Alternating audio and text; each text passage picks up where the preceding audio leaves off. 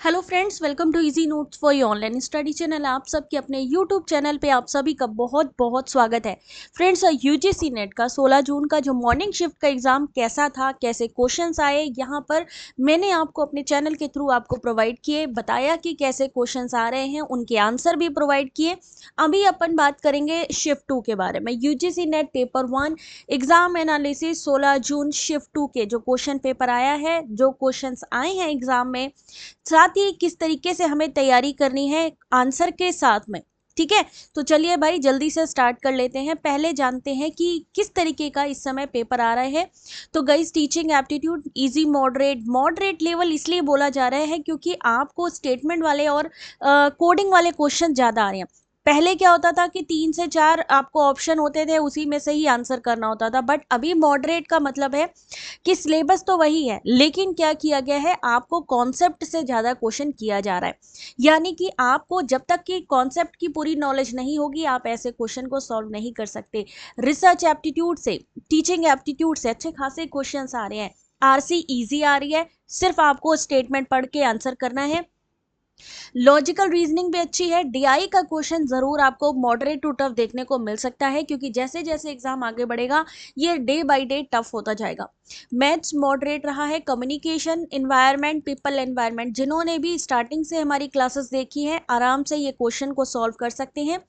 बहुत से क्वेश्चंस आपके PYQ से भी आए हैं, इसलिए जो बच्चे हमारी क्लासेस ले रहे थे, थ्योरी क्लासेस, चाहे वो PYQ क्लासेस होंगी, उनको डेफिनेटली यहाँ पर बेनिफिट मिला है। तो चलिए बात करते हैं। मॉडरेट लेवल पेपर है, लेकिन किस तरीके के क्वेश्चन आए हैं। तो learner characteristics, level of teaching, teaching skill, NEP changes, यानी कि एनईपी में क्या क्या चीजें चेंजेस हुई हैं, ये 1992 से रिलेटेड आज पूछा गया था मॉर्निंग शिफ्ट में।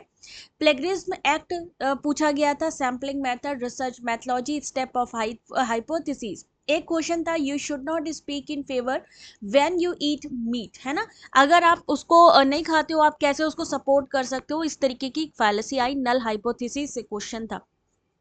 इन्वायरमेंट इशू, यहाँ पर हम ओवरऑल की बात कर रहे हैं पेपर शिफ्ट 1 शिफ्ट 2 दोनों की।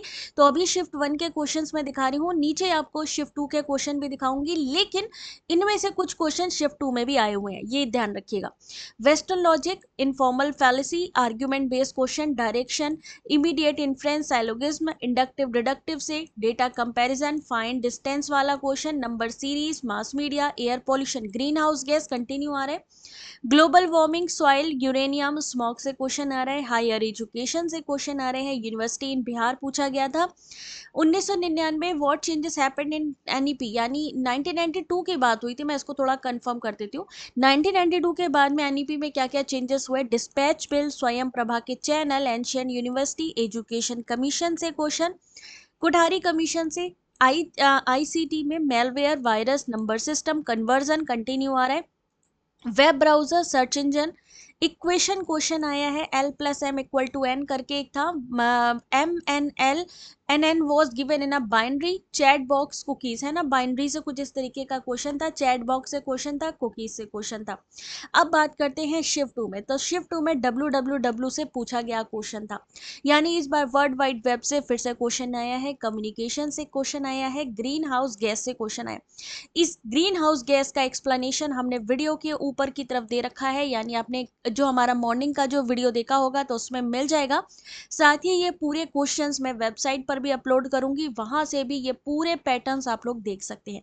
सेकेंड पेपर हार्ड था। एक क्वेश्चन इस तरीके का आया था जहां पे ABCD की उम्र 45 और ABCD की 48 है, तो E की एज कितनी होगी। तो अगर यही क्वेश्चन आया है तो 60 आंसर होगा, क्योंकि यहाँ पे ABCD यानी 4 लोग हैं। 4 की 45 है तो 45 से मल्टीप्लाई किया तो 180। सेम ऐसे ही 5 लोग हैं, 48 से मल्टीप्लाई किया 240। और क्योंकि हमें एक यहाँ पर बंदा ई बढ़ रहा है, तो हमने क्या किया, उसको आपस में माइनस किया, 60 आंसर। ये यहाँ पे जो कैंडिडेट है, जीतू, सोनम, हर्षिता, इन लोगों ने बताया है जो क्वेश्चन आए हैं। फैलेसी से क्वेश्चन, VOC से क्वेश्चन, CFC से क्वेश्चन, उसके अलावा रिसर्च से स्केल वाला क्वेश्चन, नॉमिनल ऑर्डिनल वाला क्वेश्चन, प्लेगरिज्म से भी क्वेश्चन था। प्लेगरिज्म का जो साहित्यिक चोरी है उसके लेवल मैंने इसी PDF में ऊपर दिया हुआ है, आप लोग आज का जो एनालिसिस है वेबसाइट से जरूर देखिएगा। टीचिंग कोलैबोरेटिव, से क्वेश्चन था, कोलैबोरेटिव लर्निंग से, मनोवैज्ञानिक सर्वे से क्वेश्चन पूछा गया था। क्या होता है मनोवैज्ञानिक सर्वे?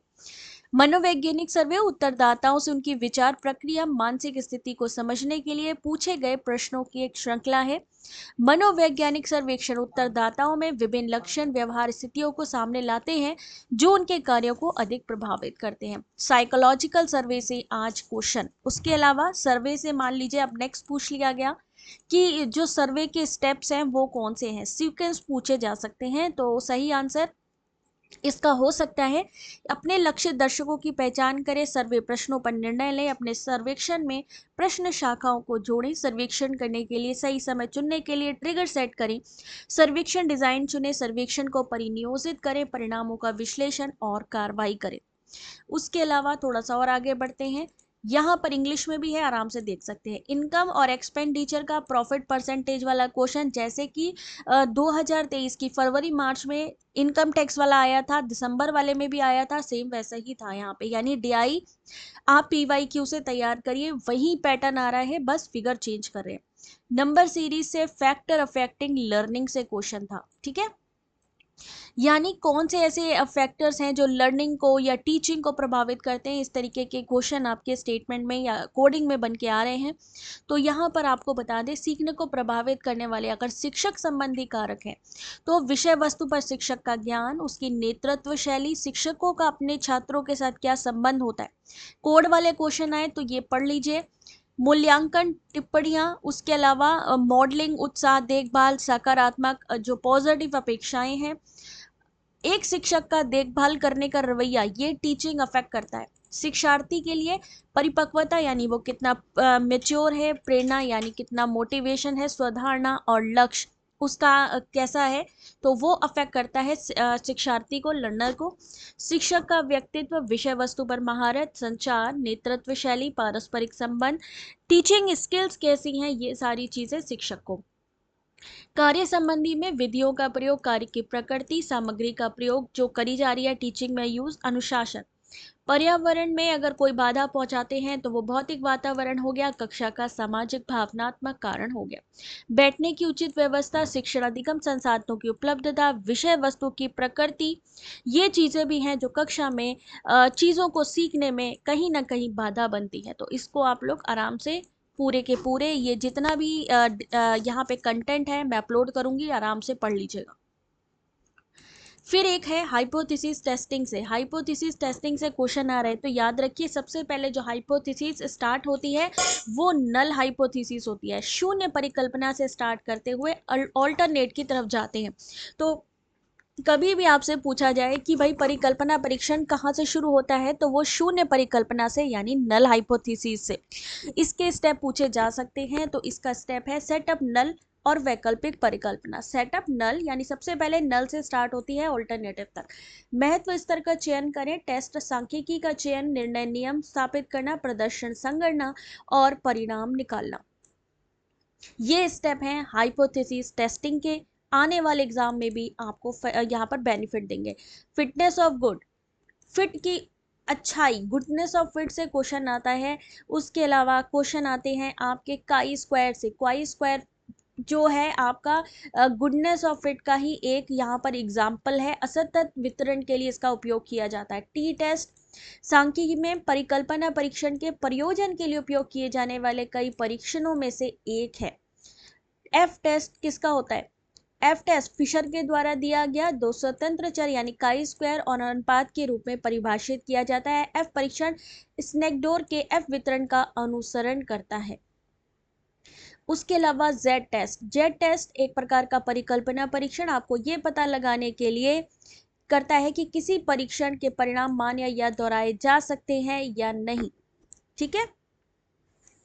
गुडनेस ऑफ फिट के बारे में, और इसके अलावा इसमें जो टेस्ट हैं टी टेस्ट, एफ टेस्ट, यहाँ से क्वेश्चन आ रहा है, जेड टेस्ट से आ रहा है, तो ये आप लोग पढ़ लीजिए। उसके अलावा NIOR scale, 5 scale of measurement हैं आपके, कौन कौन से हैं? नॉमिनल है, ऑर्डिनल है, interval scale, ratio, attitude scale, ठीक है। स्केल्स ऑफ मेजरमेंट, मापने के। क्लासिफिकेशन किस में होता है?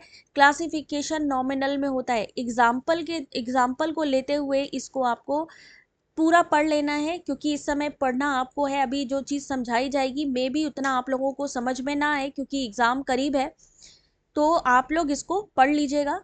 लेवल्स ऑफ मेजरमेंट, इसको मैं इंग्लिश की जगह हिंदी में आप लोगों को प्रोवाइड कर दूंगी, ठीक है।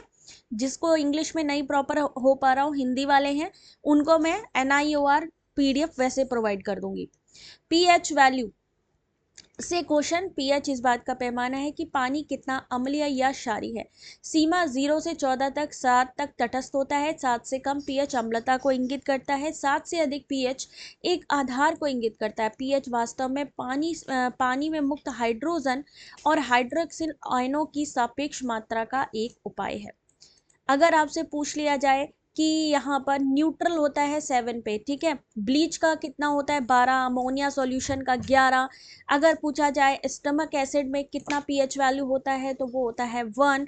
तो इस तरीके से आप इस जो डायग्राम है उसको भी आराम से देख सकते हैं। और साहित्यिक चोरी जो आपकी है प्लेगरिज्म से क्वेश्चन का, इस क्वेश्चन का आंसर ऊपर की PDF में है, आराम से उसको भी पढ़ लीजिएगा। सिंबल इन कम्युनिकेशन से क्वेश्चन पूछा गया है। सिंबल ऑफ कम्युनिकेशन में क्या क्या चीज़ें आती हैं जब हम सिंबल के थ्रू कोई चीज़ समझाने का प्रयास करते हैं। कोर वोकैबुलरी, फ्रिंज वोकैबुलरी इसके अंतर्गत आती है, ठीक है। जैसे फ्लिप बुक हो गई, लो टेक हो गया, आई गेज हो गया। क्या आप देख रहे हैं, मान लीजिए कहीं बोर्ड लगा है, उसको देख करके आप क्या समझ रहे हैं, तो इसको पढ़ लेना है आप लोग, क्योंकि मैं जल्दी जल्दी एक बार आप लोगों को ये दिखा दे रही हूँ। Eye gaze also known as eye pointing, ये पूरा पढ़ लीजिएगा। उसके अलावा एक्सेल का जो फॉर्मूला है एक्सपेंडिचर पे, जो आपका DIRC on environment, waste management, अपशिष्ट अनुपयोगी जो सामग्री है कितने प्रकार का होता है, ठोस होता है, तरल होता है, गैसीय होता है। अवशिष्ट यानी वेस्ट मैनेजमेंट से किस तरीके से इसके स्टेप्स होते हैं, संग्रह, पृथक्करण, परिवहन, प्रसंस्करण, निपटान। वेस्ट मैनेजमेंट से क्वेश्चन आपका आ रहा है एग्जाम में, पूरा इसके बारे में डिटेल आपने पढ़ लेनी है। सॉलिड वेस्ट कितने प्रकार का होता है वेस्ट, ठीक है। वेस्ट मैनेजमेंट के जो स्टेप्स हैं वो भी आपके सामने हैं।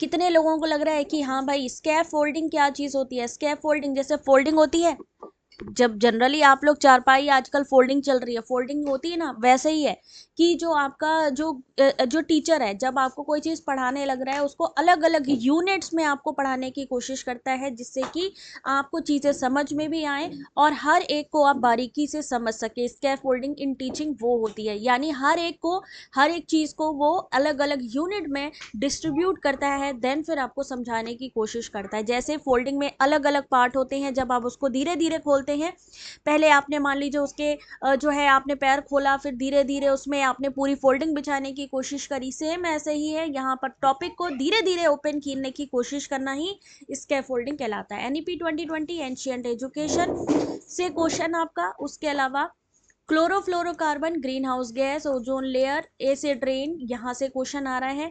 ये चीज़ें मैंने एक क्वेश्चन में आपको डाल दी हैं, यानी अब आपको अलग से पढ़ने की जरूरत नहीं है, सिर्फ इस क्वेश्चन को पढ़ेंगे और आप जान जाएंगे CFC क्या है। ओजोन परत के क्षरण के लिए जिम्मेदार होती है।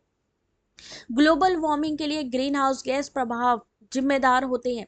ग्रीन हाउस गैसेस के जो गैसेस होती है कितने प्रकार की होती हैं, ठीक है। उसके अलावा अम्ल वर्षा किसके द्वारा होती है, नाइट्रोजन सल्फर डाइऑक्साइड के कारण। सारे क्वेश्चन का आंसर इसी में ही, ओजोन परत की क्षरण के लिए क्लोरोफ्लोरो CFC जिम्मेदार है, ग्लोबल वार्मिंग के लिए ग्रीन हाउस गैस जिम्मेदार है। तो डिटेल में आपको इससे बेटर कहीं भी कंटेंट नहीं मिलने वाला है, डिटेल में आप पढ़ सकते हो। और वीडियो समझ में आ रहा हो, समझ में आ रहा हो कि ये टॉपिक अगर हम पढ़ लेंगे तो यहाँ से हमारा आ जाएगा, तो जल्दी से वीडियो को एक लाइक करेंगे। VOC वाष्पशील कार्बनिक यौगिक, ये कार्बनिक रसायन है जिनमें कमरे की सामान्य ताप पर भी उच्च वाष्प दाब होता है। इनका उच्च वाष्प दाब उनके कम क्वथनांक की वजह से गर्मी अधिक अणुओं के ठोस या द्रव वाष्पीकृत या उदर प्रतीत होकर यौगिक बनाने आसपास की वायु में मिलने के कारण होते हैं, ठीक है। ये VOC से संबंधित है, ये डायग्राम देख लीजिएगा। VOC full form volatile organic compound, उसके अलावा चैनल्स पूछे जा रहे हैं स्वयं प्रभा की। तो आज जो मॉर्निंग था उसमें भी क्वेश्चन पूछा गया कि जो चैनल नंबर है 4, 5, 6, 7 वो कौन सा है। तो चैनल नंबर 1 वागीश, 2 पे संस्कृति, 3 पे प्रबोध, 4 पे सारस्वत। इसको सब अच्छे से पढ़ लीजिएगा। साथ ही ये भी पढ़िएगा कि जो इसके कोऑर्डिनेटर है, कोऑर्डिनेटर टीम है वो कौन सी है। जैसे ये सीईसी की तरफ से है, ठीक है। 5 पे प्रबंधन, 6 पे विधिक, 7 पे जो है Kautilya CEC UGC, CEC UGC coordinator Aryabhatta. 9 पे है स्पंदन। पूरे चैनल यहाँ पे 34 चैनलों के नाम और कोऑर्डिनेटर जैसे एनपीटीएल है उसका सीईसी और यूजीसी था, मैंने पूरे डाल दिए हैं, आपने सिर्फ इसको पढ़ लेना है, ठीक है। उसके अलावा यहाँ पर यूरेनियम से भी क्वेश्चन था, not a commonly use fuel for nuclear power plants. तो ये चीज आपके सामने है। 236 प्लूटोनियम का समस्थानिक है। 233 में क्या है, 244। और प्लूटोनियम के कई औद्योगिक उपयोग हैं, खासकर परमाणु उद्योग में प्लूटोनियम 239 मुख्य रूप से परमाणु रिएक्टरों को बिजली देने के लिए ईंधन के रूप में उपयोग किया जाता है, ठीक है। तो U35 परमाणु ऊर्जा स्टेशनों में, U35 थोरियम 232 जैसे भारी तत्वों को रिएक्टर के रूप में पाए जाने के एक विशेष उपकरण में परमाणु विखंडन के अधीन किया जाता है। यहां से क्वेश्चन आपका, तो एक बार आप लोग इसको अच्छे से पढ़ लीजिएगा, जो इसकी कंटिन्यू प्रोसेस है इसका, ठीक है। न्यूक्लियर प्लांट क्या है, उसमें क्या चीज का यूज हो रहा है, यहाँ से क्वेश्चन आ रहा है आप लोगों का, ठीक है। चलिए यहाँ तक मैंने आज आपको, और उसके अलावा ये मत सोचिएगा कि नीचे का एक्सप्लेनेशन, आप ये देखिए ऊपर मॉर्निंग शिफ्ट में भी मैंने जो 3R है वो बताए थे आपको। 3R फॉर्मूला, जो RRR है वो क्या है, रूब्रिक क्या है। उसके अलावा यहाँ पर स्मॉग से रिलेटेड फोटोकेमिकल स्मॉग क्या है उसके बारे में भी डिटेल, तो ये एक्सप्लेनेशन भी आप लोग पढ़ सकते हैं, ये सारी जानकारी। उसके अलावा ग्रीन हाउस गैसेस कौन सी होती हैं, नालंदा यूनिवर्सिटी, कैलकटा, बॉम्बे, मद्रास विश्वविद्यालय की स्थापना, वुड डिस्पैच 1857, लंदन यूनिवर्सिटी की तर्ज पे। और सबसे इंपॉर्टेंट है कि PYQ सॉल्व करते रहिए क्योंकि वहां से क्वेश्चन आपके बन रहे हैं। आई होप कि आज की ये जो एनालिसिस है शिफ्ट 1 शिफ्ट 2 इकट्ठे मैंने जो करी है आप लोगों को पसंद आई होगी, अच्छी लगी हो तो वीडियो को लाइक शेयर सब्सक्राइब करिएगा। Thanks for watching.